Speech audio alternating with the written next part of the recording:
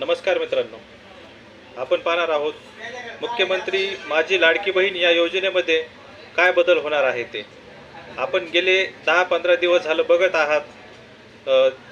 सरकारने जो ॲप काढलेला आहे नारी शक्ती दूत, या ॲपमध्ये अर्ज करत असताना खूप मोठ्या प्रमाणात अडचणी येत आहेत. खूप ॲप लोडवर चालत आहे. त्या ॲपमध्ये वारंवार सरकार बदल करत आहे, अपडेट करत आहे आणि बदल करत असताना अजून सरकारने याच्यामध्ये बदल केला आहे. या योजनेमध्ये एक नवीन बदल केला आहे त्यांनी. तर आपल्या चॅनलवर कोणी नवीन असेल, कोणी सबस्क्राईब करायचं राहिलं असेल तर आठवणीने आपल्या चॅनलला सबस्क्राईब करा. चला आपण बघूया शासनाने काय बदल केला आहे ते.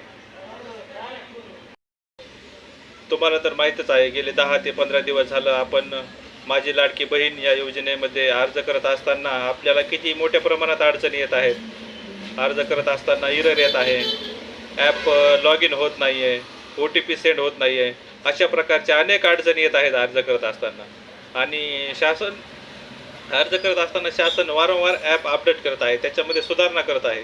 तरी पण ॲपवर खूप मोठ्या प्रमाणात लोड असल्यामुळे ॲप लोडवर चालत आहे. असं ॲप लोडवर चालत असल्यामुळे शासनाने त्याच्यामध्ये एक खूप मोठा बदल केलेला आहे. आणि तो बदल म्हणजे असा आहे की शासन माझी लाडकी बहीण या योजनेचं पोर्टल तयार करत आहे.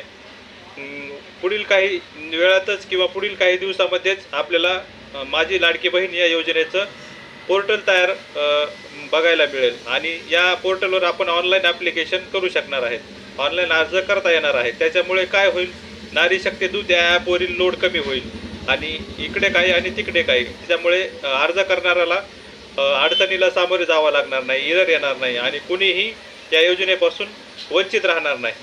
हा मोठा शासनाचा निर्णय आहे मित्रांनो. तुम्हाला जर माहिती आवडली असेल तर आपल्या चॅनलला सबस्क्राईब करा, लाईक करा आणि कमेंट करायला विसरू नका मित्रांनो. धन्यवाद.